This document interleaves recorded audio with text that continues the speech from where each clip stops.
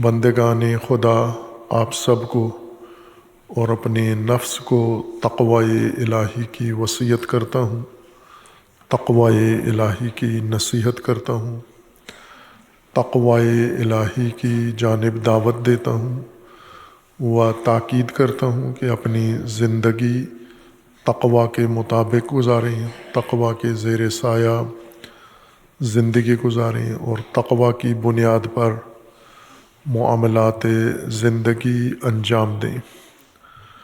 تقوی اللہ تبارک و تعالیٰ کی جانب سے انسانی حیات، انسانی زندگی کی حفاظت کے لیے تدبیر مقرر کی گئی ہے اور تدبیر بنائی گئی ہے۔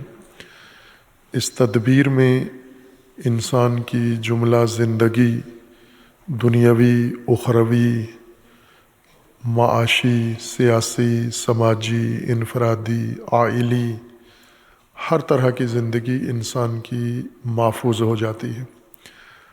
اور اگر تقوی اختیار نہ کرے انسان، حفاظتی تدبیر، غیر محفوظ زندگی معرض خطر میں ہے، معرض آفات میں ہے اور معرض بلیات میں ہے، اور انسان اگر لاپرواہی برتے خطرات سے اور مہلکات سے، فرصت باقی نہیں رہتی۔ زندگی اس طرح تجربے کرنے کے لیے نہیں ہے کہ ایک زندگی ہم ضائع کریں، ایک زندگی تباہ کریں اور پھر باقی ماندہ زندگی میں عبرت حاصل کر کے صحیح ضابطے کے مطابق زندگی گزاریں۔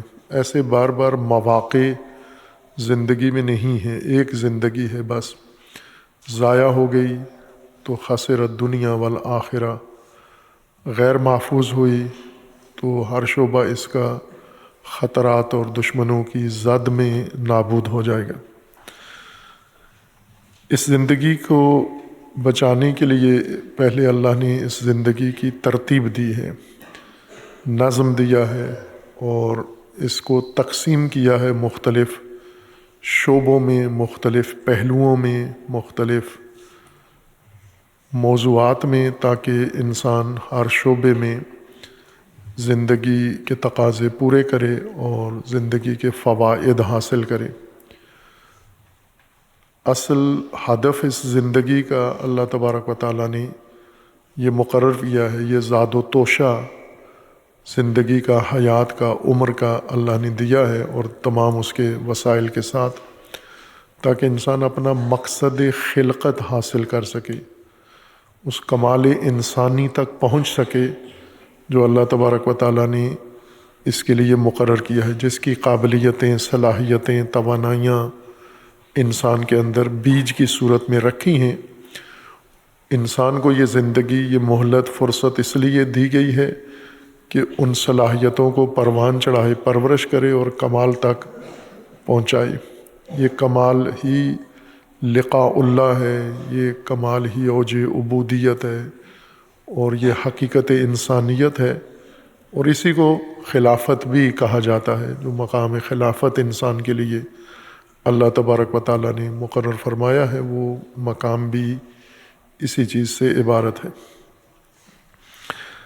زندگی کے مختلف شعبہ جات ہیں اور ان کے اثرات انسان کی زندگی پر مختلف ہیں، جن میں سے حیات ظاہری، حیات دنیاوی میں ایک اہم پہلو انسان کی زندگی کا انسان کی جنسی توانائی، جنسی طاقت، جنسی قوت یا زندگی کا جنسی پہلو ہے، جو بہت نمایاں ہے، عملی طور پر باقی تمام زندگی کے شعبوں پر حاوی ہے، قوی ہے، اثر انداز ہے، لیکن اس کی ہدایت اور اس کی تنظیم کے لحاظ سے انسان اس کو نظر انداز کرتا ہے۔ یعنی سب سے زیادہ حساس زندگی کا پہلو جو مثبت و منفی دونوں اثرات ڈال سکتا ہے اور ڈالتا ہے، انسان کی زندگی کا رخ بدل دیتا ہے، انسان اسے شعوری طور پر نظر انداز کر دیتا ہے اور غیر شعوری طور پر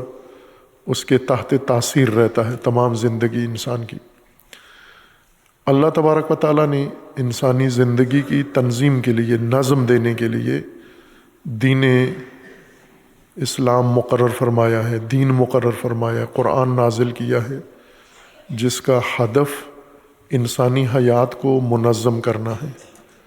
جس طرح بعض محقق علماء نے فلسفہ شریعت و احکام شرعیت یہی ذکر کیا ہے کہ اللہ تبارک و تعالیٰ نے احکام مقرر کیے ہیں، جعل اللہ الاحکام لتنظیم الحیات، یہ تنظیم حیات البشر، انسان کی زندگی کے نظم کے لیے، اس کو منظم کرنے کے لیے احکام تمام کے تمام اللہ نے مقرر فرمائے ہیں۔ ہر چند علماء نے زحمت کر کے تنظیم زندگی اور حیات سے ماورا بھی فوائد دین کے ذکر کیے ہیں، معنوی، ملکوتی، اخروی، لیکن وہ بعد کے اہداف ہیں۔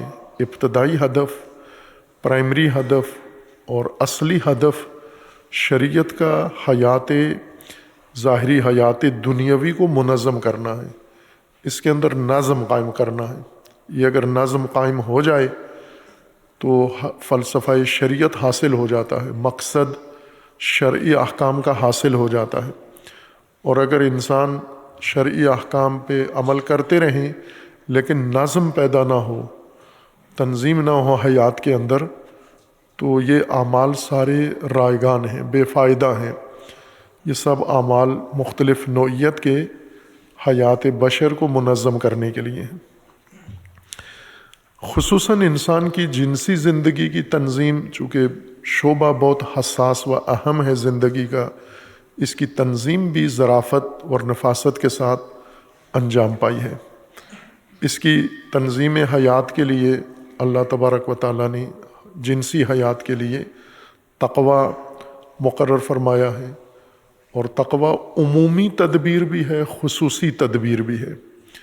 عمومی تدبیر یعنی ہر شعبہ زندگی کے لیے، اور خصوصی تدبیر ہے اس شعبے کے متعلق اور اس شعبے کے ساتھ متناسب حفاظتی بندوبست کو خصوصی تقوی کا عنوان حاصل ہے۔ لہٰذا ایک خصوصی تقوی انسان کی جنسی زندگی کو محفوظ بنانے کے لیے اللہ تبارک و تعالیٰ نے مقرر فرمایا ہے، اور اس کے لیے پہلی تدبیر کے طور پر تقوی ہے، اس کے بعد عفت ہے، اور اس کے بعد نکاح ہے۔ کہ نکاح اصل اس نظم کی بنیاد ہے، کلید ہے، چابی ہے، اور اگر نکاح میں تاخیر ہوتی ہے، پس و پیش ہوتی ہے، خلل آتا ہے، کوئی بھی صورتحال پیش آ سکتی ہے نکاح میں، اس صورت میں عفت ہے و تقوی ہے، انسان نے اس کے ذریعے نظم حیات قائم رکھنا ہے۔ اس جنسی زندگی کا نظم عفت و تقوی کے ذریعے بحال رکھنا ہے۔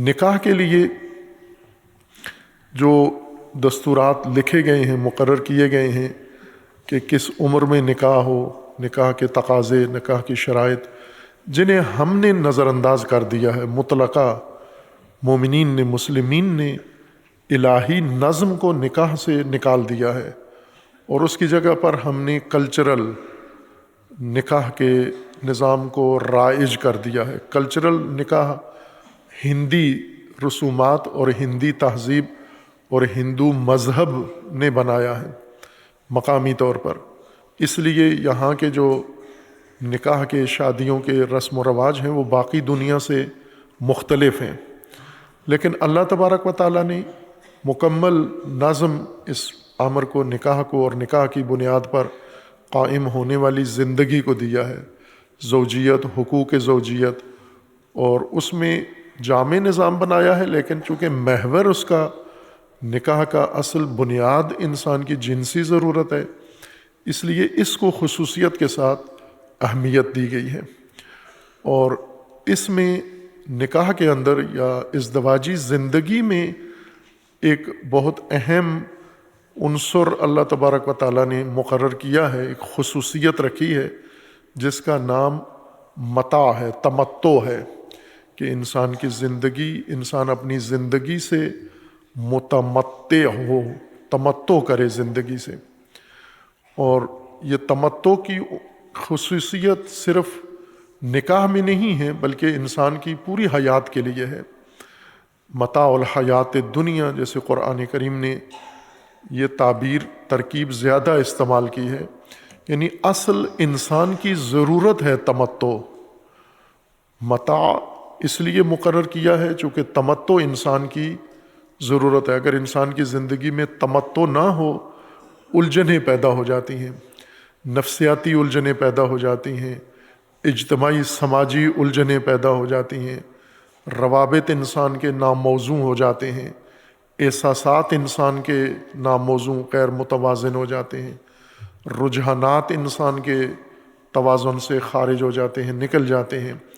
اگر تمتع کو انسان کی زندگی سے خارج کر دیں، تمتع قرآن کے اندر اور تمتع فقہ کے اندر بہت فرق ہے اس کا، ہر چند فقہ میں، علم فقہ میں تمتع قرآن ہی سے ماخوذ ہے، لیکن انہوں نے اس کو محدود کر کے ایک خاص رابطے کے اندر منحصر گویا کر دیا ہے، جبکہ قرآن کریم نے تمتع کو انسان کی پوری حیات کے لیے مقرر کیا ہے۔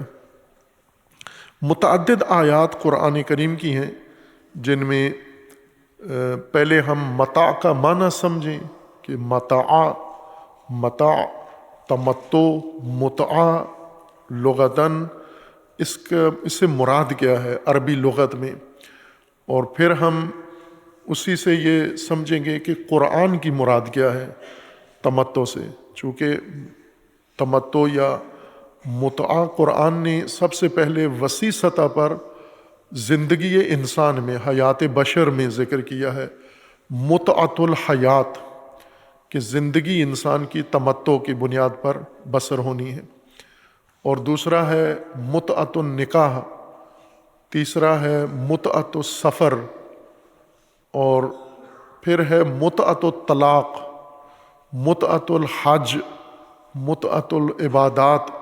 یہ تمام امور کے لیے اللہ تبارک و تعالیٰ نے تمتع لحاظ کیا ہے، منظور کیا ہے کہ یہ سب کچھ تمتع کے ساتھ انجام پائے، یہ سب کچھ اس کے لیے متاع مقرر کیا ہے۔ متاع وہ سامان، وہ وسائل، وہ اسباب، وہ توشہ جس سے تمتع حاصل ہوتا ہے، جس سے انسان کے اندر تمتع یا حیات انسانی میں تمتع پیدا ہوتا ہے۔ متاع، میم تے الف عین، متاع، یہ اللہ تبارک و تعالیٰ نے قرآن میں اس کو زیادہ اس لفظ کا تکرار ہوا ہے، متاع الحیات دنیا کا، اور عربی لغت میں متاع یہ بنیادی مادہ متو یا ممتو، متعدد الفاظ عربی میں الفاظ استعمال ہوتے ہیں، ان میں سے کچھ قرآن میں استعمال ہوئے ہیں۔ عرب استعمال کرتے تھے سفر کے لیے، سفر میں جب نکلتے تھے، صحرائی سفر ہے اور آج کل کے سفر سے بالکل مختلف سفر تھا ابتدائی زندگی کا۔ زمانہ نزول قرآن اور زمانہ نزول قرآن سے پہلے جو زندگی تھی عرب کی اور غیر عرب کی، بہت ابتدائی دور کی زندگی تھی۔ اس کو عموماً کہا جاتا ہے اقتصادی لحاظ سے، جیسے آج کل کے دور کو ٹیکنالوجی کا زمانہ کہا جاتا ہے، اس سے کچھ عرصہ پہلے کے زمانے کو صنعت کا زمانہ کہا جاتا ہے، اس سے پہلے کے زمانے کو زراعت کا زمانہ کہا جاتا تھا، اور اس سے پہلے کے زمانے کو شکار کا زمانہ کہا جاتا ہے۔ تاریخ نے اقتصادی لحاظ سے، معاشی لحاظ سے ادوار کو تقسیم کیا ہے کہ جب معاش کا دار و مدار شکار پر تھا، پھر معاش کا دار و مدار زراعت پر ہوا، پھر معاش کا دار و مدار تجارت پر ہوا، پھر معاش کا دار و مدار صنعت پر ہوا، اب معاش کا دار و مدار ٹیکنالوجی پر ہے۔ یہ ادوار تقسیم کیے، البتہ یوں نہیں کہ جو تقسیم کر کے کوئی ہمیں دے دیتا ہے ہم آنکھیں بند کر کے مقلد بن کے اس تقسیم کو مان لیں، ہمیں خود جائزہ لینا چاہیے۔ ممکن ہے ہم خود اگر معیشت کے اعتبار سے تاریخ کو، انسانی تاریخ کو تقسیم کریں تو زیادہ بہتر ہو، زیادہ دقیق ہوگی وہ تقسیم، بجائے اس کے کہ جو دوسروں نے تقسیم کر کے ہمیں دے دیا ہے ہم اسی کو مقدس سمجھ کر آگے بیان کرتے رہتے ہیں۔ عموماً اساتید معلمین یہ باتیں کتابوں میں نصاب میں لکھی ہوتی ہیں، انہیں من و ان اگلی نسل کو تعلیم دے دیتے ہیں اور ذرا برابر اس پہ تحقیقی تنقیدی جائزہ نہیں لیتے۔ تنقید علم کا حصہ ہے، تنقید علوم کی پرورش کا، علمی تنقید علوم کی پرورش کا سب سے بڑا ذریعہ ہے کہ یعنی ہم تمام نظریات کو، تمام علوم کو نقد کی کسوٹی پر پرکھتے جائیں، یعنی اس کے اندر صحت اور سقم اس کی مضبوطی اور کمزوری کو ساتھ ساتھ پرکھتے جائیں۔ جیسے صنعت میں جو چیزیں بنتی ہیں فیکٹریوں میں، تو ساتھ ساتھ کوالٹی چیک ہوتا جاتا ہے، تنقید ساتھ ہوتی جاتی ہے۔ ایک شعبہ ہے جس کا کام اشیاء بنانا ہے، اور اسی کے اندر دوسرا شعبہ ہوتا ہے جس کے اندر زیادہ ماہرین ہوتے ہیں۔ بڑا انجینئر چھوٹا انجینئر چیز بناتا ہے، بڑا انجینئر اس کو آزماتا ہے، چیک کرتا ہے کہ یہ صحیح ضابطے کی بنی ہے یا نہیں بنی، اگر نہیں بنی تو اسے نکال کے باہر کر دیتا ہے، وہ آگے بڑھانے کے قابل نہیں ہے۔ یہ تنقید ہے، صنعتی تنقید سے صنعت کو عروج ملا ہے۔ اگر کھوٹا کھرا سب بنا کے بازار میں بیچتے جائیں تو صنعت بیٹھ جائے گی۔ اسی طرح علوم کے اندر بھی یہ ضروری ہے کہ جو نظریہ وجود میں آتا ہے اس کو کسوٹی پر پرکھا جائے، نقد کی کسوٹی پر پرکھا جائے، یعنی اس کا صحت و سقم اور اس کا ضعف اور قوت اس کی جانچی جائے کہ اس کے اندر دلیل کتنی مضبوط ہے، دعویٰ کتنا مضبوط ہے، نتیجہ کتنا مضبوط ہے۔ یہ ساری چیزیں نقد سے گزریں تو آگے بات بنتی ہے۔ مذہب میں تنقید کی گنجائش نہیں ہوتی، چونکہ مذہبی دنیا میں اصل اللہ کے دین میں تو ہے، فہم دین میں تنقید ضروری ہے، یعنی جس نے بھی دین میں کوئی فتویٰ دیا ہے، سمجھا ہے، نظریہ بنایا ہے، اس کو نقد کی کسوٹی پر پرکھنا ہوگا آپ کو، یہ جانچنے کے لیے کہ اس کی فہم مضبوط ہے، کمزور ہے، ضعیف ہے، ٹھیک ہے یا نہیں۔ لیکن یوں نہیں کہ ہم قرآن کو بھی نقد کی کسوٹی پہ پرکھیں جو اللہ کا کلام ہے۔ یہ نقد انسانی نظریات اور انسانی اعمال میں ہے، اللہ کے فعل میں انسان نے نقد نہیں کرنا، یعنی کر نہیں سکتا، چونکہ اس کی حیثیت سے باہر ہے یہ چیز۔ جب عرب میں یا ابتدائی صحرا میں جو زندگی تھی وہ مویشیوں کی، اس کا دار و مدار زراعت پر بھی نہیں تھا بلکہ مویشیوں کی پرورش پر تھا۔ ابھی بھی ہمارے ملک میں بھی کئی علاقے ایسے ہیں جہاں پر معیشت کا اصلی نظام مویشی پروری ہے، جانور پروری ہے، پرورش ہے حیوانات کی، دودھ کے حیوانات، گوشت کے حیوانات، یا بیرون ملک بھیجنے والے کئی لوگ ہیں بکریاں پالتے ہیں، بڑی تعداد میں بکریاں پالتے ہیں، ہزاروں لاکھوں کے ریوڑ ان کے بکریوں کے ہیں۔ کئی لوگ ہیں گھوڑے پالتے ہیں، کئی لوگ ہیں گائے بھینس پالتے ہیں، کئی لوگ بکریاں پالتے ہیں، گدے پالتے ہیں۔ یہ مویشی پروری معاش کا ایک بڑا اہم ذریعہ ہے۔ تو عربوں کے ہاں اس وقت جو معاش تھی وہ مویشی پروری پر قائم تھی، مویشیوں کے اوپر، اور مویشیوں میں ان کے جو جانور تھے زیادہ اونٹ تھا جو ان کی سفری ضرورت اور صحرائی ضرورت تھی، اور اس کے علاوہ بھیڑ بکریاں تھیں اور گھوڑے تھے۔ اور جتنی تہذیب یا لغت وجود میں آتی ہے وہ انہی روزمرہ کے استعمال میں آنے والے وسائل سے وجود میں آتی ہے۔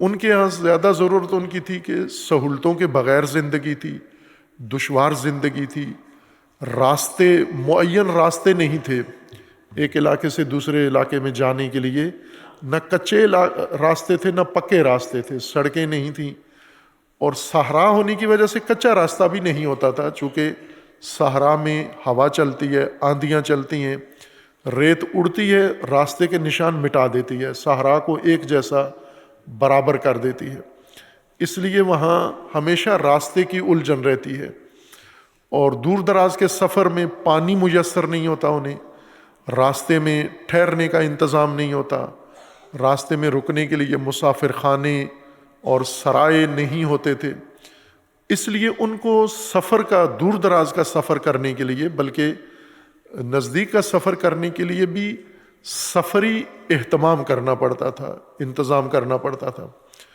اس سفری اہتمام میں ان کی ضروریات، پہلی تو سواری ہوتی تھی جس کے اوپر بیٹھ کے سفر کریں، اونٹ ہے یا گھوڑا، اور دوسری ضرورت ان کی پانی ہوتا تھا کہ پانی سب سے اہم چیز تھی اس سفری دور میں، اس زمانے میں، چونکہ راستے میں وہ سرزمین چشموں کی اور ڈیموں کی اور نہروں اور دریاؤں والی سرزمین نہیں ہے کہ جگہ جگہ کنویں ہوں، جگہ جگہ آبادیاں ہوں، ان آبادیوں میں پانی وافر ہو، ایسا نہیں تھا۔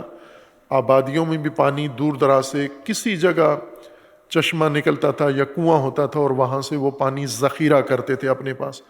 سفر کی ایک بنیادی ضرورت پانی تھا ان کے پاس۔ دوسری چیز سفر میں ان کے لیے کھانا، کہ جتنے دن کا سفر ہے، اور ظاہر ہے کہ چھوٹا سا سفر بھی کئی دن پر استوار ہو جاتا تھا۔ مثلا انہیں اگر 100 کلومیٹر 100 میل کا سفر کرنا ہے تو اس پہ کئی دن لگ جاتے تھے 100 میل کے سفر میں۔ یہ جو احکام ہیں، شرعی احکام، نماز قصر کے یا روزے کے قصر کے، یہ اسی سفر کی مقدار، مساحت اور حد بندی پر قائم ہے کہ ایک دن میں ایک انسان اس زمانے کے وسائل سفر پر کتنا سفر کر سکتا تھا ایک دن میں۔ تو اس حد کو قصر کا معیار قرار دیا گیا ہے۔ مثلا اونٹ پر بیٹھ کر ایک آدمی صبح سے چلے تو شام تک کتنا سفر کرتا تھا، اس سفر کو قصر کی بنیاد قرار دیا گیا، جو ابھی راکٹ کے دور میں بھی فقہا نے اسی کو معیار رکھا ہوا ہے۔ اونٹ کے زمانے کے پیمانے کو راکٹ کے زمانے میں فقہا نے بڑا زور چاہیے اس کام کے لیے کہ اونٹ کی ٹیکنالوجی کو راکٹ کی ٹیکنالوجی میں قائم رکھنا، یہ فقہا ہی کر سکتے ہیں یہ کام، معمولی طاقت اس سے نہیں ہو سکتا یہ کام، چونکہ سائنس سے تو ایسا نہیں ہو سکتا کہ کسی پرانی چیز کو نئے زمانے میں روک لے۔ خوب آج کے سفر، آج کا جو معمول کا سفر ہے گاڑیوں کے ذریعے ہے، کار ہے، بس ہے۔ ایک کار پر آپ دن میں کتنا سفر کر سکتے ہیں، وہ حد قصر ہونی چاہیے ضابطے کے مطابق، فتویٰ کے مطابق وہی ہے جو آپ لاہور ٹول پلازا پہ پہنچے آپ کی نماز قصر ہو جاتی ہے۔ لیکن جو ضابطہ ہے اس زمانے میں جو قائم کیا گیا، رسول اللہ صلی اللہ علیہ وآلہ وسلم نے اللہ کے حکم سے جو ضابطہ بنایا تھا، وہ سواری آپ کی اور اس سواری پر معمول کا سفر اور حد مسافت جو آپ نے طے کرنا تھی وہ قرار پائی تھی۔ تو اجتہاد کا مطلب یہ ہوتا ہے کہ وسائل سفر بدل گئے ہیں، راستے پکے ہو گئے ہیں، سفر تیز تر ہو گیا ہے، تو اجتہاد کا مطلب یہ ہے کہ آج کے وسائل سفر کے مطابق ایک دن کے سفر کی مقدار آپ کو معین کرنا چاہیے۔ لیکن یہ نہیں ہو، جرت نہیں ہے، ہمارے علماء میں نہیں کرتے اس طرح اجتہاد، زمانے کے تقاضوں کے مطابق شریعت کو مطابقت نہیں دیتے موضوعات کے ساتھ جو آج کے موضوعات ہیں۔ معمولی مسئلے بڑے قدیم انداز سے دیکھتے ہیں، جیسے چاند اگر دیکھنا ہے آپ نے تو اینک کے بغیر دیکھیں، چونکہ اینک مصنوعی ذریعہ ہے اور اینک لگا کے دیکھیں ٹیکنالوجی کا استعمال بیچ میں آ جائے گا، لہٰذا اینک کے ذریعے آپ ہر چیز دیکھیں، لیکن چاند اینک کے بغیر دیکھنا ہے آپ نے، چاند دوربین کے بغیر دیکھنا ہے آپ نے، چاند کو آپ نے ٹیکنالوجی کے بغیر دیکھنا ہے۔ یہ کس دلیل سے آپ ٹیکنالوجی کے بغیر دیکھنے کو ضابطہ بنا دیا ہے؟ یہ ایک الجھن ہے جو اجتہاد سے دور ہونی چاہیے۔ علامہ اقبال رحمۃ اللہ علیہ تمام آج کے دور کے مسلمان کی تمام مشکلات کا حل اجتہاد میں قرار دیتے تھے کہ اگر مسلمانوں میں اجتہاد دوبارہ شروع ہو جائے، چونکہ اہل سنت میں حکمرانوں نے، بنو عباس نے اجتہاد بند کروا دیا تھا، آخری مجتہدین پیدا ہوئے 4 اور ان کے بعد پابندی لگ گئی کہ کسی نے اجتہاد نہیں کرنا۔ ان مجتہدین میں امام ابو حنیفہ تھے، امام شافعی تھے، امام مالک تھے اور امام احمد ابن حنبل۔ ان 4 مجتہدین یہ خاتم المجتہدین تھے۔ ان کے بعد اجتہاد پر بنو عباس نے پابندی لگا دی، اور پھر اہل سنت نے دوبارہ اس میں جرت نہیں کی کہ ہم وہ اجتہاد کر سکتے ہیں تو ہم بھی کر سکتے ہیں، یعنی 4 صدی تک اجتہاد ہو سکتا ہے، تو بعد کی صدیوں میں کیوں منع ہو گیا ہے؟ یا تو رسول اللہ منع کر کے گئے ہوتے کہ اجتہاد نہیں کرنا، لیکن شیعہ نے یہ جرأت دکھائی کہ اجتہاد جاری رکھا اور آج تک جاری ہے، لیکن نتیجے میں سنیوں کے ساتھ برابر ہیں. یعنی جن کا اجتہاد کا دروازہ بند ہے وہ جہاں کھڑے ہیں، شیعہ کھلے دروازے کے ساتھ بھی وہیں کھڑے ہوئے ہیں. مثلا جس کے پاس گاڑی ہے جانے کے لیے وہ بھی وہیں کھڑا ہوا ہے، جس کے پاس گاڑی نہیں ہے پیدل ہے وہ بھی وہیں کھڑا ہوا ہے. تو اجتہاد کے ذریعے تو بہت آگے نکل جانا چاہیے تھا.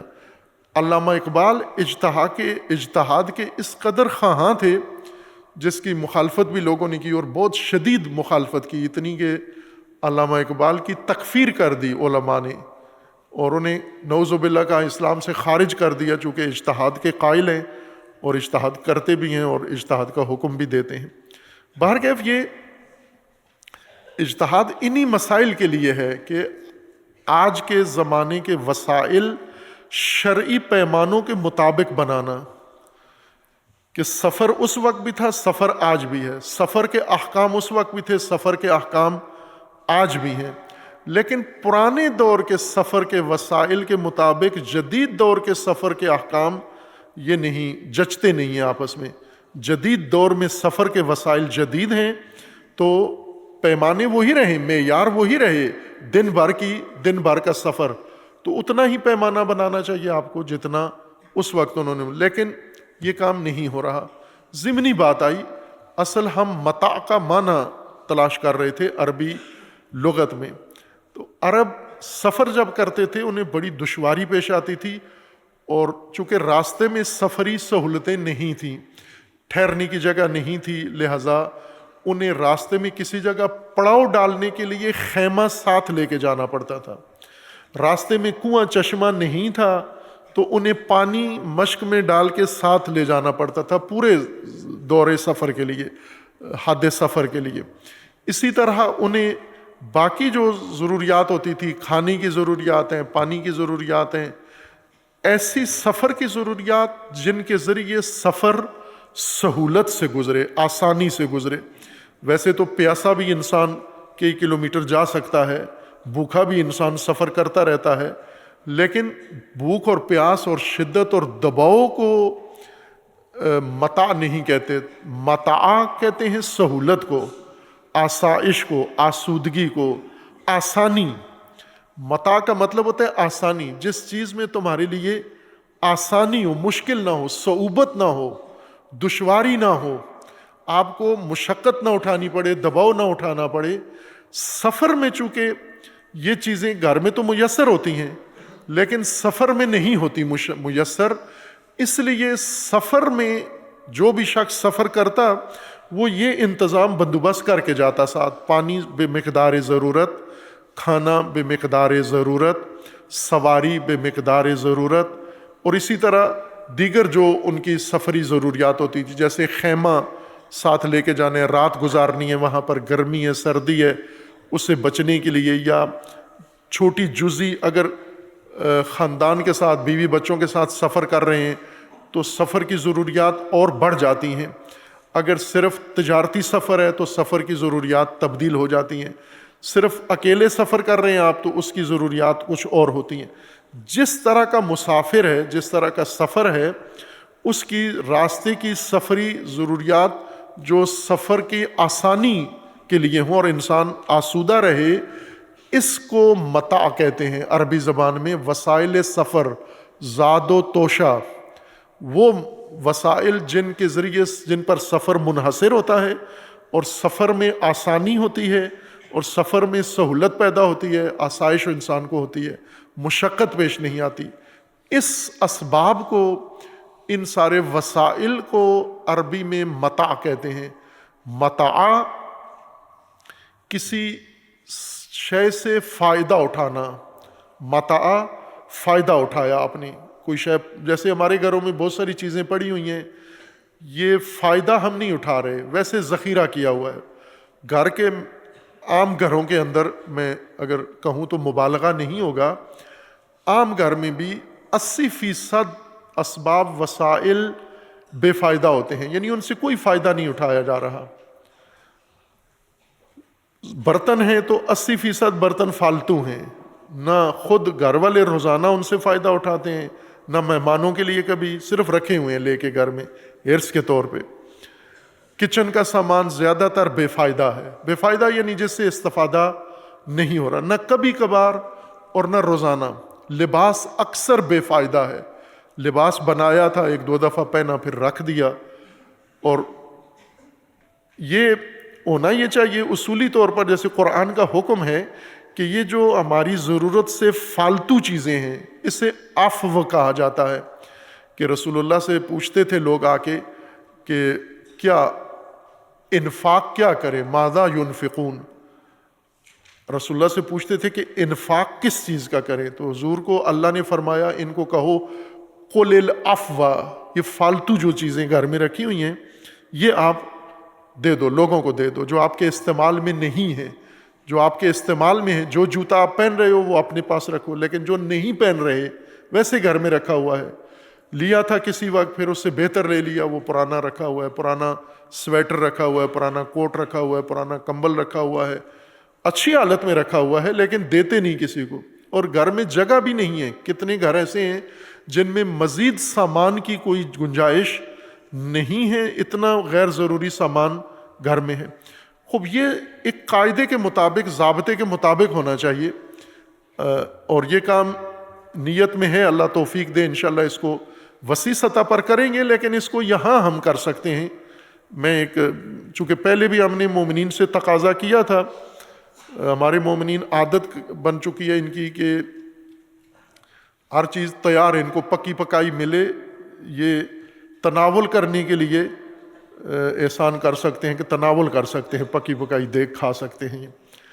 لیکن یہ کہ کسی کام میں شامل ہوں ہم، اس میں ہچکچاہٹ ہوتی ہے ان میں. جیسے مسجد کا میں نے اشارہ کیا تھا کہ مسجد کے نظام سنبھالنے کے لیے مومنین ہمت کریں، آئیں کمیٹی بنائیں اور مسجد کے امور سنبھالیں، تاکہ مسجد بڑی ہے، اس کو خرچہ بہت ہوا ہے، اس کے اوپر پیسہ بہت لگا ہے، محنت بہت ہوئی ہے، جو بن گیا ہے یہ ضائع ہونے کا خطرہ ہے اگر سنبھالی نہ گئی.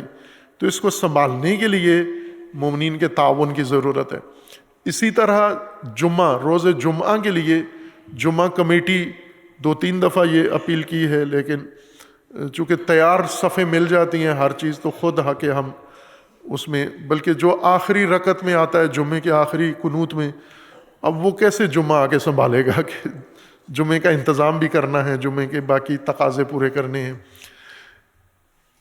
روز جمعہ اس کے لیے ہدف یہ ہے روز جمعہ کا کہ جتنی جمعیت روز جمعہ آتی ہے یہ ساری جمعیت رجسٹرڈ ہو. ایک ایک بندہ رجسٹرڈ ہونے سے مراد یہ نہیں کہ صرف اس کا نام اور ٹیلی فون، نہ، اس کا پورا ڈیٹا، اس کی ضرورتیں، اس کی توانائیاں، اس کا وقت، یہ ساری چیزیں معین ہوں کہ اس آدمی، اس نمازی کے پاس کتنا ٹائم ہوتا ہے ہفتے میں یہ کتنا وقت اپنی ذاتی ضروریات، کاروباری ضروریات، گھریلو مصروفیات سے نکال سکتا ہے. 5 منٹ نکال سکتا ہے، 10 منٹ نکال سکتا ہے، گھنٹہ نکال سکتا ہے، ہفتے میں کتنے دن نکال سکتا ہے، یہ وقت اس کا نوٹ کیا جائے. خود اس کو زندگی میں جو تعاون درکار ہے، ہر آدمی کتنا ہی ثروت مند ہو، دولت مند ہو، پھر بھی اس کو کسی نہ کسی پہلو سے تعاون کی ضرورت ہوتی ہے، کسی مدد کی، مشاورت کی ضرورت ہوتی ہے. اور اگر مالی حوالے سے بھی تعاون ضروری ہو، غیر مالی مسائل میں زیادہ کسی کو قانونی تعاون کی ضرورت ہے. کوئی ایسا آدمی ہے اپنے محلے کے اندر تنازع ہے اس کا، کسی کے ساتھ جھگڑا ہے اس کا، کوئی مسائل ہے اس کے لیے، زندگی مشکل ہے اس کے لیے، بچوں کا سکول ہے، گھر میں بیمار ہے، اور اس طرح دیگر مسائل، آنا جانا، روابط اجتماعی، سماجی امور، ہر آدمی اکیلے اپنی مشکلات کا بوجھ اٹھائے ہوئے ہے. تو پھر آپ کو جمعہ کے دن جمع کس لیے کیا گیا ہے؟ جمعہ کے دن جمع کیا گیا ہے کہ یہ جمعیت بنے، یہ جمعیت ایک بنے، اور اس جمعیت کا آپس میں ایک تعاون کا نظام قائم ہو، برپا ہو، اور پھر وہ مل کر ایک آگے بڑھائیں اس سلسلے کو. پہلے اپنے مسائل، پھر دوسروں کے. وہ لوگ جو جمعہ میں نہیں ہیں لیکن ان کے مسائل ہیں، کتنے آپ کے محلے میں جو ضرورت مند لوگ ہیں، مریض ہیں، بہت سارے مریض لوگ ہیں جن کو پیسے کے علاوہ، مثلا کتنے مریض ہیں جن کو ڈاکٹر کے پاس لے جانے والا کوئی نہیں ہے. آپ کے اپنے گھر میں بھی ایسے مریض ہوتے ہوں گے. آپ کے گھر میں خصوصاً خواتین جب بیمار ہوتی ہیں تو مرد مصروفیت کا بہانہ کرتا ہے، میں مصروف ہوں، ٹائم نہیں ہے. وہ کہہ رہی ہوتی ہے مجھے اسپتال لے جائیں، لیکن کہتے ہیں ٹائم نہیں ہے میرے پاس، کسی اور کو کہو اس کے ساتھ چلی جاؤ. خوب یہ گھر گھر کے مسائل ہیں اس طرح کے. تو یہ سارے ہم یہاں پر ایک ڈیٹا بنا کے اس کو منظم کر کے یہ سارے امور کم از کم اس جمعیت کے جو یہاں جمعہ میں شریک ہوتے ہیں یہ ایک ایسے تعاون کا نظام قائم کر سکتے ہیں قرآنی اصطلاح کے مطابق.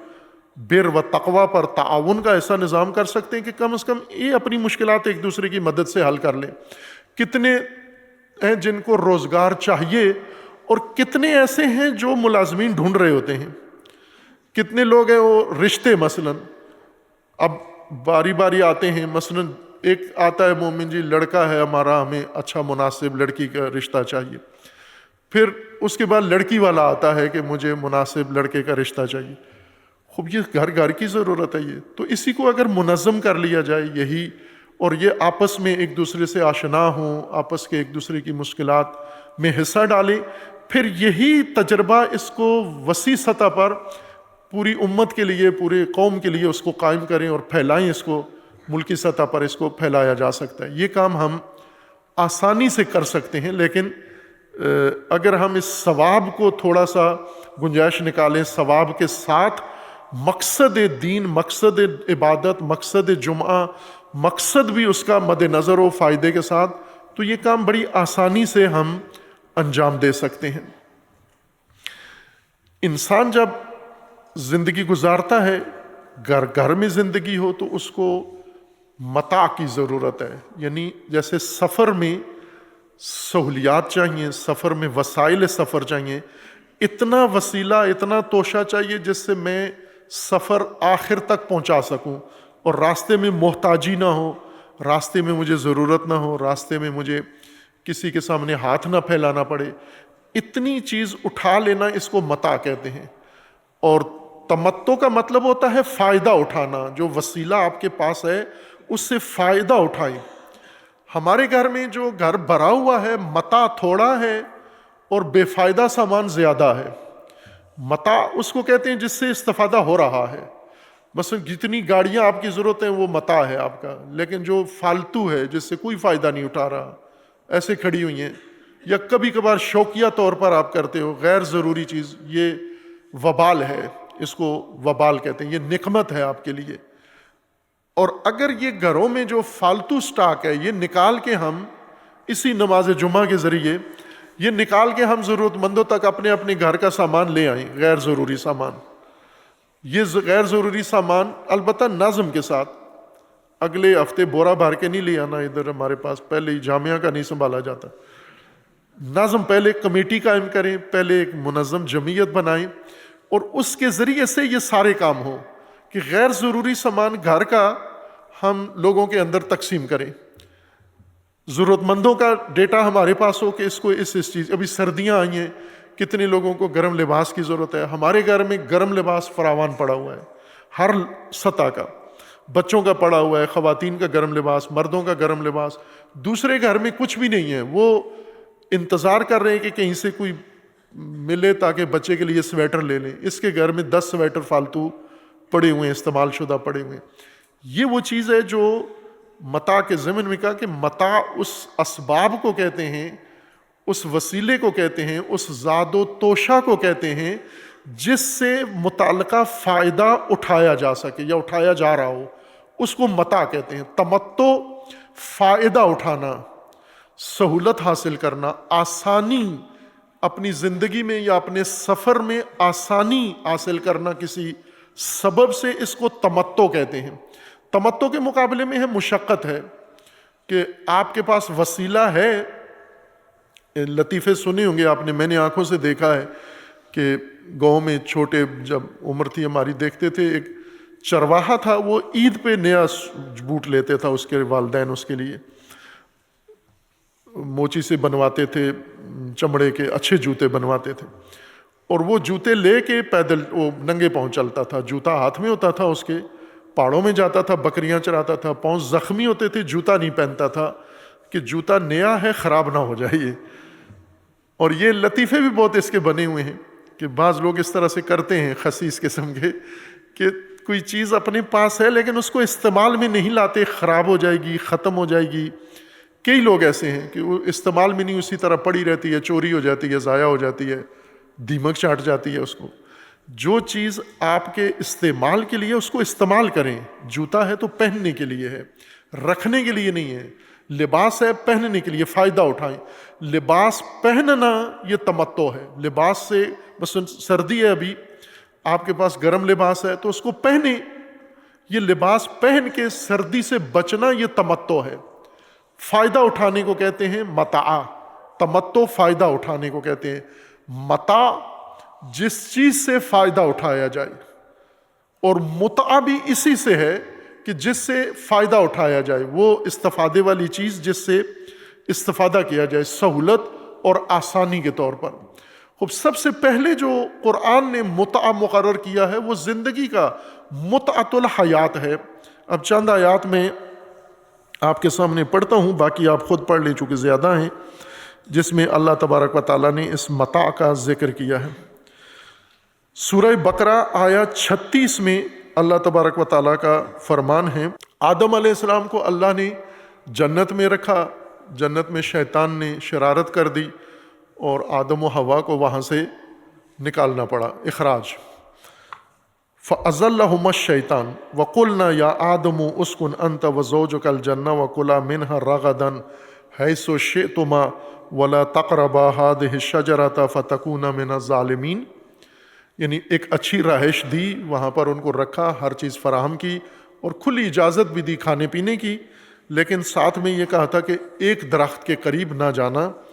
فَأَزَلَّهُمَا الشَّيْطَانُ، شیطان نے انہیں بہکا دیا.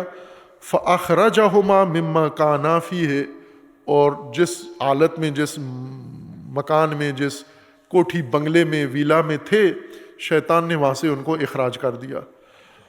وَقُلْنَا، پھر اللہ کا حکم ہوا اِہْبِطُوا، اترو، نکلو یہاں سے، اترو اور نکلو، اس اعلیٰ رہائش سے نکلو، مشقت والی جگہ پر جاؤ. بَعْضُكُمْ لِبَعْضٍ عَدُوٌّ، نکلو یہاں سے، نکلو، اب ایک دوسرے کے دشمن ہو تم، شیطان اور انسان. وَلَكُمْ فِي الْأَرْضِ مُسْتَقَرٌّ وَمَتَاعٌ إِلَىٰ حِينٍ، اور تمہارے لیے زمین ٹھکانا ہے، رہائش کی جگہ، مستقر رہائشی علاقہ تمہارا زمین ہے، زمین پہ تمہیں اب رہنا ہے، مستقر وہاں ہے. وَمَتَاعٌ، رہائش بھی تمہاری زمین پر اور متاع بھی تمہارا زمین میں ہے. متاع یعنی وسائل، آسانی کے وسائل، زندگی کے وسائل، سہولت کے وسائل، روزمرہ کے وسائل تمہارے زمین میں ہم نے رکھے ہیں، لہٰذا جا کر متاع ارض سے زندگی گزارو. متاع ارض حاصل کرنا تمتع ہے، متعہ ہے. متعۃ الارض یعنی زمین سے فائدہ اٹھانا، زمین کے وسائل سے فائدہ اٹھانا. اور سارے انسان یہ فائدہ اٹھا رہے ہیں، جتنے گزر گئے ہیں وہ بھی اور موجودہ. البتہ موجودہ صرف فائدہ نہیں بلکہ زمین کے وسائل کو ضائع کر رہے ہیں زیادہ. موجودہ نسل مجرم نسل ہے، واقعاً مجرم ہے، آئندہ نسلوں کی مجرم ہے. جتنے وسائل یہ نکال رہے ہیں زمین سے اور ضائع کر رہے ہیں، مثلا پیٹرولیم جتنا نکال رہے ہیں اپنی ضرورت سے بہت زیادہ نکال رہے ہیں، اور اسی طرح گیس زمین کی ضرورت سے زیادہ نکال رہے ہیں، معدنیات زمین کی زیادہ ضرورت سے زیادہ نکال رہے ہیں. مثلا پاکستان میں معدنیات اتنی نکالی جائیں جتنی پاکستانیوں کی ضرورت ہے، چائنا کے لیے نہیں نکالنی چاہیے.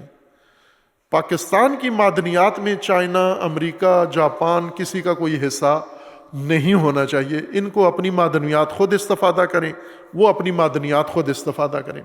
لیکن یہ جرم ہے کہ وہ زمین جو اللہ نے تمام نسلوں کے لیے بنائی تھی، ایک ہی نسل اس کو تباہ کر دے، نکال کے ضائع کر کے اس کو ثروت میں تبدیل کر دے.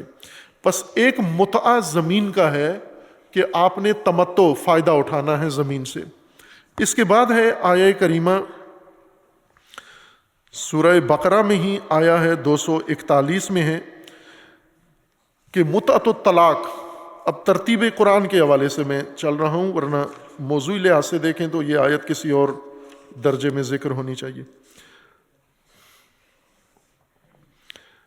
قرآن کریم میں آیا 241 میں اللہ تبارک و تعالیٰ کا فرمانا ہے والذین یتوفون منکم ویذرون ازواجا وصیۃ لازواجہم متاعا الی الحول، وہ لوگ جو فوت ہو جاتے ہیں اور اپنی ازواج کے لیے وصیت کر جاتے ہیں اور متاع چھوڑ جاتے ہیں، یعنی بعد میں بچوں کے لیے، بیویوں کے لیے جو سامان چھوڑ جاتے ہیں، الی الحول غیر اخراج فإن خرجنا فلا جناح علیکم فیما فعلنا فی انفسہن من معروف واللہ عزیز حکیم وللمطلقات متاع بالمعروف۔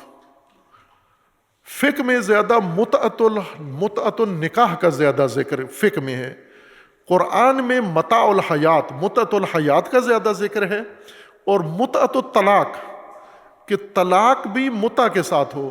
متع یعنی طلاق جب ہو تو شوہر کو متعلقہ بیوی کو وسائل سامان اتنا دے کہ وہ اپنی نئی زندگی شروع کرنے تک زندگی آسانی سے گزار سکے۔ یہ نہیں ہے کہ اس کو ایک جوتے اور ایک جوڑے میں گھر سے نکال دے۔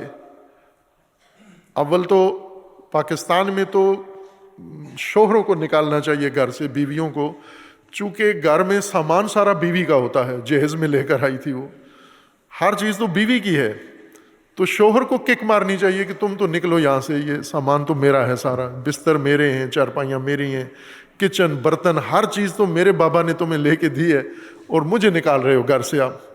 یہ واقعاً پاکستانیوں کی مردانگی یہاں نظر آتی ہے، کسی وہ رائٹر کے بقول، مصنف کے بقول، کہ شادی کرتا ہے بیوی سے کئی ٹرک سامان منگواتا ہے گھر بھر کے، پھر بیوی کے صوفے پہ بیٹھ کے بیوی کو تڑی دیتا ہے، تو میں نے جاندی نہیں،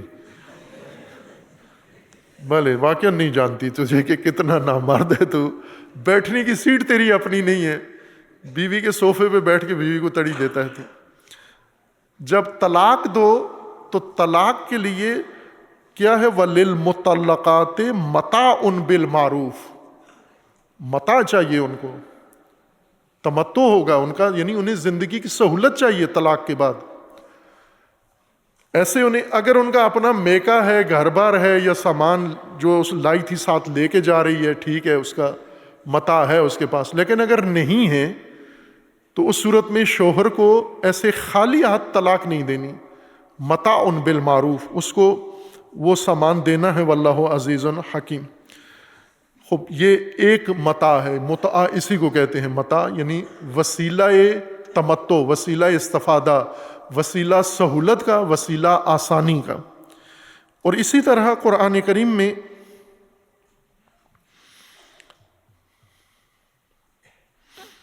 یہ متاع دنیا کے لیے بھی ہے، حیات دنیا کے لیے، اور متاع منفی کاموں کے لیے جو وسائل انسان استعمال کرتا ہے، مثلا جیسے موبائل ہے، یہ متاع ہے، متاع یعنی سہولت کی ایک چیز ہے۔ یہ کاروباری لوگوں کے لیے، تجارت و کاروبار کے لیے سہولت کی چیز ہے یہ۔ باقی جو سماجی یا سرکاری ذمہ داران ہیں جن کو موبائل سے رابطہ کرنا ہوتا ہے اپنے فرائض کی انجام دہی کے لیے، ان کے لیے موبائل متاع ہے۔ لیکن یہ عام بندوں کے لیے، لڑکوں کے پاس، اسٹوڈنٹس کے پاس، عورتوں کے پاس کئی موبائل ہیں، یہ متاع ہے۔ اس کو قرآن کہتا ہے متاع الغرور، وہ وسیلہ جو دھوکے کے لیے اور منفی کام کے لیے استعمال ہوتا ہے، یہ بھی متاع ہے۔ قرآن کریم میں متاع الغرور بھی ذکر کیا ہے، سورہ مبارکہ آل عمران میں ہے، سورہ مبارکہ آل عمران آیہ 14 میں اللہ تبارک و تعالیٰ کا فرمانا ہے زُيِّنَ لِلنَّاسِ حُبُّ الشَّهَوَاتِ مِنَ النِّسَاءِ وَالْبَنِينَ وَالْقَنَاطِيرِ الْمُقَنطَرَةِ وَمِنَ الذَّهَبِ وَالْفِضَّةِ وَالْخَيْلِ الْمُسَوَّمَةِ وَالْأَنْعَامِ وَالْحَرْثِ ذَلِكَ مَتَاعُ الْحَيَاةِ الدُّنْيَا وَاللَّهُ عِندَهُ حُسْنُ الْمَآبِ۔ متاع دنیا یعنی حیات دنیاوی کا متاع، اسباب اور وسائل جن کے ذریعے سے دنیا گزرنی ہے ہماری، وہ سہولتیں، وہ اسباب، وہ وسائل جن کے بدولت یا جن کے بھروسے پر ہماری دنیا گزرنی ہے، وہ کیا ہیں؟ زُيِّنَ لِلنَّاسِ حُبُّ الشَّهَوَاتِ مِنَ النِّسَاءِ، عورتوں کی اشتہا مردوں کے لیے زینت ہے، مردوں کے لیے ایک کشش ہے، جن چیزوں میں کشش ہے مرد کے لیے رکھی گئی ہے، انسان کے لیے وہ چیزیں قرآن ذکر کر رہا ہے۔ مرد کے لیے پہلی پرکشش چیز قرآن نے حب الشہوات من النساء ہے۔ حب الشہوات من النساء یہ متاع الدنیا ہے، یعنی زندگی کی ضرورت ہے، آپ کی حیات زندگی کی یہ ضرورت ہے، یہ متاع ہے، اور اس سے کوئی بھی نہیں کہہ سکتا کہ میرے اندر خواہش نہیں ہے، میرے اندر حب الشہوات من النساء نہیں ہے، یعنی عورت کی طرف رجحان، عورت کی طرف تمایل نہیں ہے۔ یہ سادہ سی آیت ہے، اس کو آپ ترجمہ خود بھی کر سکتے ہیں، اور اپنے موبائل میں موجود اگر قرآن ایپ ہے تو وہاں سے بھی آپ اسے مشاہدہ کر سکتے ہیں۔ زُیِّنَ یعنی زینت قرار دی گئی ہے، زینت پسندیدہ قرار دی گئی ہے لوگوں کے لیے، جو چیز وہ زینت ہے، یہ یعنی ان کی چاہت، ان کی خواہش بنا دی گئی ہے، یہ چیز کشش پیدا کر دی گئی ہے لوگوں کے لیے۔ للناس، زُیِّنَ للناس، لوگوں کے لیے کشش بنا دی گئی ہے، کیا چیز؟ حب الشہوات من النساء۔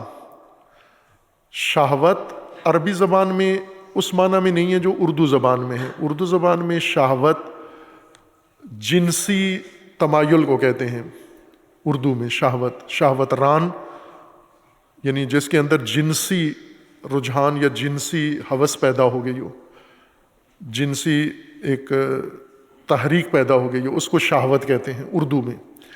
عربی میں شہوت ہر چیز کی تمایل، جس کو چاہتا ہے انسان، کھانے کی کوئی چیز ہو اور دل چاہتا ہے میں یہ حاصل کر لوں تو اس کو شہوت کہتے ہیں۔ شہا چاہنے کو کہتے ہیں، شہوت بطن، شہوت جنسی، ہر طرح کی شہوت، شہوت المال، شہوت النساء، شہوت اقتدار، شہوت فلاں، ہر چیز جو انسان کی ایک خواہش بن چکی ہے، نمایاں خواہش اور مضبوط خواہش بن چکی ہے، اس کو شہوت کہا جاتا ہے۔ حب الشہوات، حب محبت ہے، یعنی عورتوں کی چاہت کی محبت ان کے لیے زینت بن گئی ہے، من النساء اور بنین۔ دوسری چیز جو حب جس کی زینت بنا دی گئی ہے، حب الشہوات و حب البنین، بچوں کی محبت، یہ بھی زینت ہے لوگوں کے لیے، دنیاوی کشش ہے اس کے اندر، اپنے بچوں سے، اپنی اولاد سے محبت کرتا ہے انسان۔ والقناطیر المقنطرہ من الذهب والفضہ، اور ڈھیروں سونا اور چاندی، ڈھیر سونے اور چاندی کے ڈھیر، یہ نہیں کہ سونا اور چاندی اتنا ہو جس سے میرا دن گزر جائے، مہینہ گزر جائے، اتنی خواہش کسی میں نہیں ہے، اتنی صرف جانوروں میں ہے کہ اتنا چارہ ہو جس سے میرا پیٹ بھر جائے، یہ حیوانیت ہے۔ انسان یہ ہے کہ ڈھیروں سونا اور چاندی ہو، میری ضرورت سے بھی زیادہ ہو، ڈھیر لگا ہوا ہو سونے اور چاندی کا۔ چونکہ اس وقت سونا اور چاندی سکے تھے، پیسہ تھا، روپیہ تھا، کرنسی تھی سونا اور چاندی، تو یہاں مراد وہی دولت و مال و ثروت ہے کہ سونا اور چاندی ڈھیروں کی صورت میں ہو، یہ ہر انسان کی خواہش ہے یہ۔ والخیل المسومہ، اور گھوڑے، خیل ہوں، گھوڑے ہوں، استبل ہوں، ریس کے گھوڑے، سامان اٹھانے والے گھوڑے، نمائش کے گھوڑے، ناچنے والے گھوڑے، جنگی گھوڑے، آج گاڑیاں ہیں ان کی جگہ پر۔ والانعام، اور مویشی، دودھ دینے والے، بھیڑ بکریاں اور بیل گائے۔ والحرث، اور کھیت اور باغات۔ اب یہ ساری چیزیں زینہ، ان میں کشش ہے انسان کے لیے، زینہ، یہ مطلوب ہے، ہر انسان کو چاہیے۔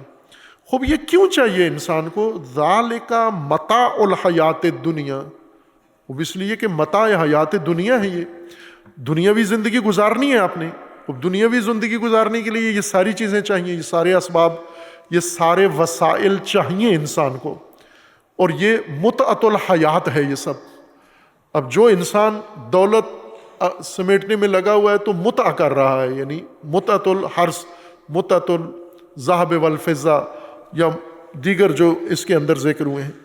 قل، اب اللہ فرماتے ہیں کہ یہ سب کچھ ضروری ہے تمہارے لیے، لیکن یہ تمہاری دنیاوی زندگی کے لیے ضروری ہے.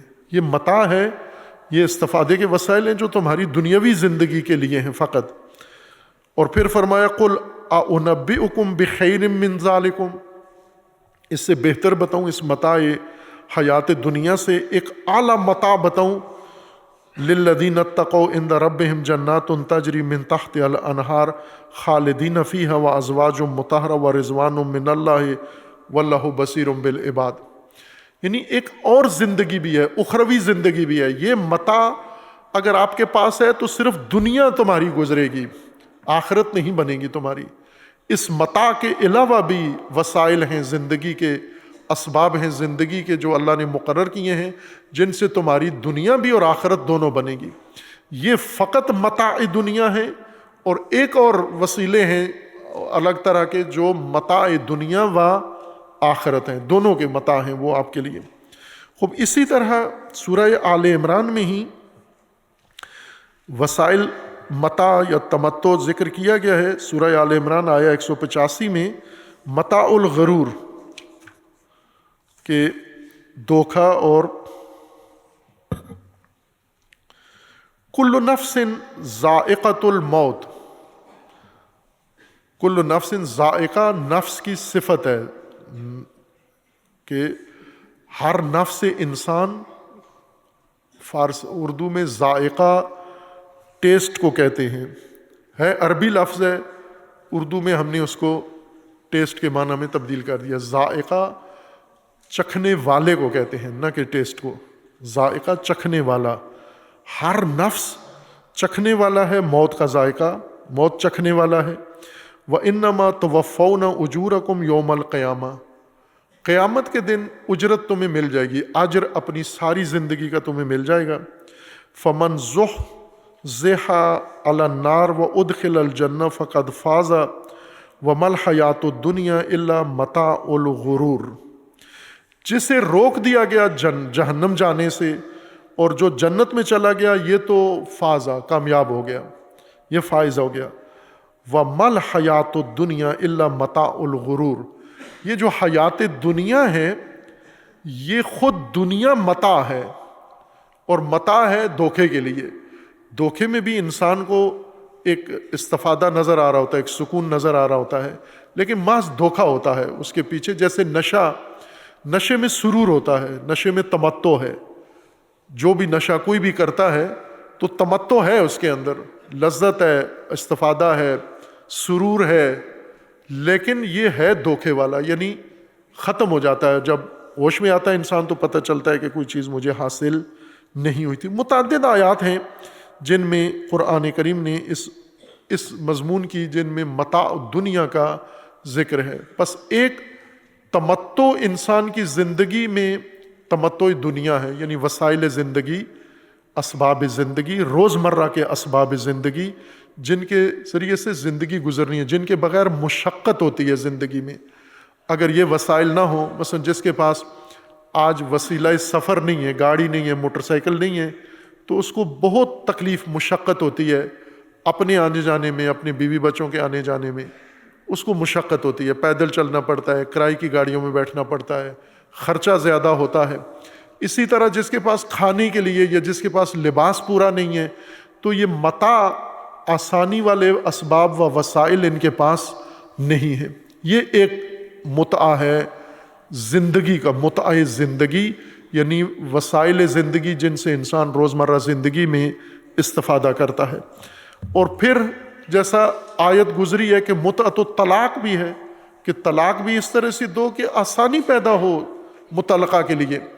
ابھی مومنین جو اپنے آپ کو مومنین کہتے ہیں، اور قرآن کہتا ہے وما ہم بمومنین ومن الناس من یقول آمنا باللہ وبالیوم الآخر وما ہم بمومنین. یہ جو اپنے آپ کو مومن کہتے ہیں یہ مومن نہیں ہے، چونکہ مومنین والا کوئی کام ان میں نظر نہیں آتا، کوئی صفت ان میں نظر نہیں آتی۔ اور ایک کام جو عام ہے اس وقت مومنین میں، وہ تکلیف دہ طلاقیں، عذاب والی طلاقیں۔ اگر آپ کی زندگی نہیں گزر رہی، طلاق پر آ گئے ہو آپ، تو قرآن کا حکم ہے کہ طلاق بھی صراحت کے ساتھ دو، بہت ہی خوبصورتی کے ساتھ دو طلاق، سہولت کے ساتھ طلاق دو، اذیت کے ساتھ، عذاب کے ساتھ، حرجی بنا کر مشقت والی طلاق مت دو۔ کئی خاندان ایسے ہیں جہاں آپس میں کزنز کے رشتے ہوئے ہیں اور پھر ان میں طلاق ہو گئی، کسی بھی وجہ سے ہو گئی، یا لڑکی نہیں رہنا چاہتی، لڑکا نہیں رکھنا چاہتا، دونوں ایک دوسرے سے بیزار ہیں۔ اس طرح کی بیزاری والے جو شادیاں ہوتی ہیں، جدائی ہو جاتی ہے، طلاق گھر سے نکال دیتے ہیں، طلاق شرعی نہیں دیتے، کورٹ سے جا کے طلاق لے لیتے ہیں، اور سال ہا سال یہ معاملہ لٹکا رہتا ہے، اور یہ سب اپنے آپ کو مومن کہتے ہیں۔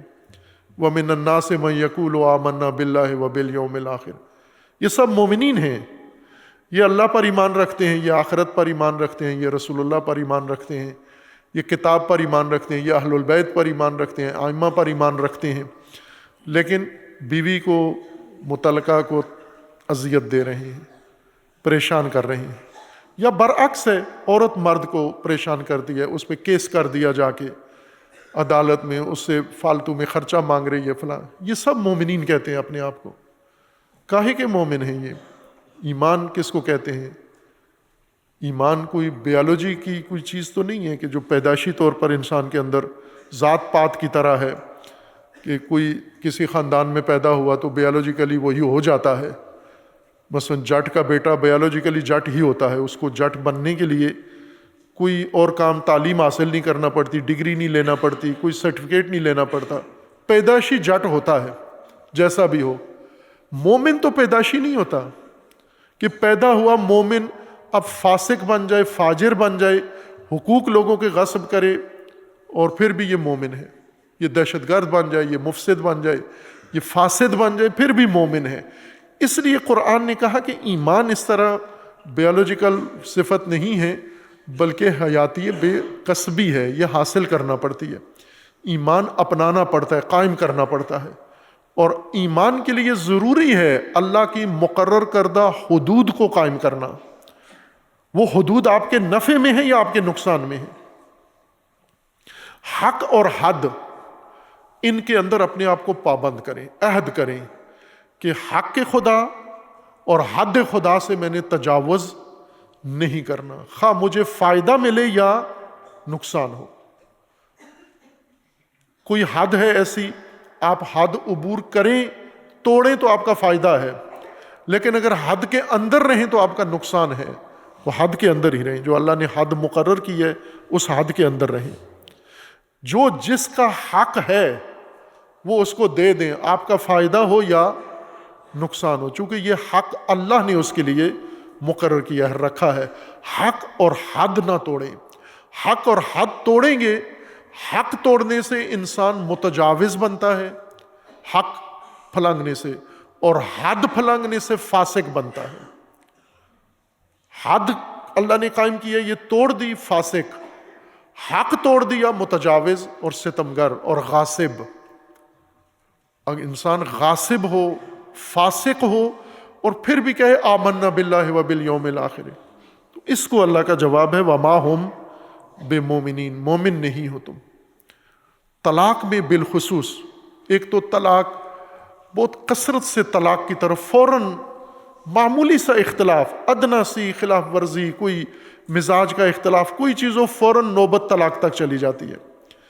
یہ بےہودہ کام ہے۔ یہ اختلافات کو، ہر اختلاف کو، ہر قسم کی ذہنی ناہمانگی کو طلاق کا سبب قرار دینا، یہ جرم ہے۔ یہ نہیں ہونا چاہیے، مومن کے اندر نہیں ہونا چاہیے۔ اب غیر مومنین کو تو ہم کچھ کہہ نہیں سکتے، لیکن مومن کو تو حق بنتا ہے، قرآن حق دیتا ہے کہ مومنین کو تذکر دیں، مومنین کو نصیحت کریں، مومنین کو واعظ کریں، مومنین کو بتائیں، تبلیغ کریں، امر بالمعروف کریں، نہی عن المنکر کریں۔ اگر مومنین کو برا لگتا ہے کہ ہمیں نہ کہا جائے، تو پھر آپ اپنے اوپر سے مومن کا عنوان اتار لو، چونکہ قرآن حق دیتا ہے کہ مومن کو امر بالمعروف کرو، مومن کو نہی عن المنکر کرو.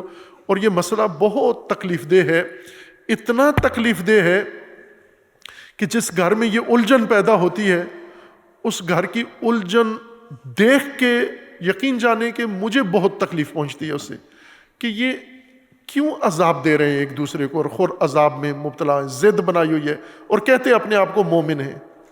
اگر نہیں نبھ رہی نہیں تو بڑے اچھے طریقے سے جا کر ان کے حقوق سارے دو. جس طرح قرآن کہتا ہے کہ وَلِلْمُطَلَّقَاتِ مَتَاعٌ، مطلقات کے لیے اسباب ہیں، وسائل ہیں، ضروریات ہیں ان کی، اور اس کو زیادہ ضرورت ہے اس عورت سے جو شوہر کے ساتھ رہ رہی ہے، جس کا نان و نفقہ شوہر دے رہا ہے، اس سے زیادہ ضرورت اس کی ہے جو طلاق لے چکی ہے. تو اس کو دیں وہ حق تاکہ وہ کسی مشقت میں اور مصیبت میں نہ ہو. اگر یہی وہ مسائل ہیں جو میں نے عرض کیا کہ مومن تو اپنے حقوق اور حدود پائمال کرنا اپنا بنیادی حق سمجھے، چونکہ مومن ہے تو مومن کے سامنے نہ کوئی حق ہوتا ہے نہ کوئی حد ہوتی ہے، چونکہ مومن ہے. یہ ہمارا اپنا مزاج مومنانہ بن گیا ہے. اس طرح کے متاثر خاندان کتنے آپ کے علم میں ہوں گے؟ فردن میں اگر ایک ایک بندے سے پوچھوں کہ آپ کے علم میں کتنے ایسے خاندان ہیں اس طرح کے مسائل کا شکار ہیں، جہاں ناچاکی ہو گئی ہے، بیوی روٹھ کے کہیں ہوئی ہے، مرد کہیں اور بیٹھا ہوا ہے، اور آپ کے علم میں دسیوں مثالیں ہوں گی. ان کو کون سلجھائے گا؟ اگر جمعہ پڑھنے والے بھی جمعے میں ہی موجود ایسے لوگ ہیں جن کے خاندان میں یہی کیفیت بنی ہوئی ہے. آتا ہے مومن جمعہ میں شرکت کر کے چلا جاتا ہے، اس کے گھر کی الجھن 1% بھی جمعہ میں حل نہیں ہوتی. پھر کس لیے جمعہ میں بلایا گیا اس کو؟ کیوں جمعہ مقرر کیا گیا؟ ان مسائل کی خاطر ہے کہ یہاں ان کی رہنمائی بھی ملے، یہاں ان کی عملی چارہ جوئی بھی ہو، یہاں مومنین کے مسائل سارے حل بھی ہوں. لیکن یہ مومنین کی رغبت سے ہوگا. بے رغبت مومنین کو نہ دین پڑھایا جا سکتا ہے، نہ دین سکھایا جا سکتا ہے، نہ بے رغبت مومنین کو دین کا نظام بتایا جا سکتا ہے، نہ اس پہ عمل درآمد کروایا جا سکتا ہے. رغبت پیدا کریں اپنے اندر تاکہ ہماری روزمرہ کی مشکلات حل ہوں. دین ہماری روزمرہ کی مشکلات حل کرنے کے لیے، وہ دین جو ہماری اس زندگی میں کوئی مشکل حل نہیں کر سکتا، آپ یقین جان لو کہ یہ آخرت میں آپ کے کسی کام نہیں آئے گا، کسی کام نہیں آئے گا. نہ جنت میں لے کے جا سکے گا، نہ عذاب کم کرا سکے گا، نہ کوئی اور فائدہ دے گا. یہ صرف ایک توہم ہے جو ہمارے ذہن میں پڑا ہوا ہے کہ دنیا میں تو دین سے کوئی ملا نہیں، آخرت میں شاید کچھ مل جائے. نہ، آخرت دنیا سے ملنی ہے. جو دین دنیا سنوار لے گا یہ یقیناً آخرت بھی ہماری سنوار لے گا. اور دنیا میں ہم اس دین کو لاگو کریں، اس کو اپلائی کریں، اس کو نافذ کریں اپنے اوپر، اپنی نجی زندگی پر اس کو نافذ کریں، پھر اجتماعی زندگی پر بھی اللہ توفیق دے گا. اور جو لوگ رغبت دین میں اپنی نجی زندگی میں رکھیں، اللہ تبارک و تعالیٰ ان کو اجتماعی زندگی میں نفاذ کے لیے امام کا ہدیہ دے گا. ابھی تو رغبت ہی نہیں ہے ہمارے اندر. حدود و حقوق جس تناسب سے ہم پائمال کرتے ہیں، اور پھر امام کے بھی منتظر ہیں. اللہ تبارک و تعالیٰ ہم سب کو فہم دین و قرآن عطا فرمائے. اللہ تبارک و تعالیٰ ہم سب کو توفیق تقوی عطا فرمائے. خداوند تبارک و تعالیٰ ہم سب کو توفیق عفت عطا فرمائے، اور پروردگار ہم سب کو حقوق و حدود کی پاسداری کی توفیق عطا فرمائے انشاءاللہ.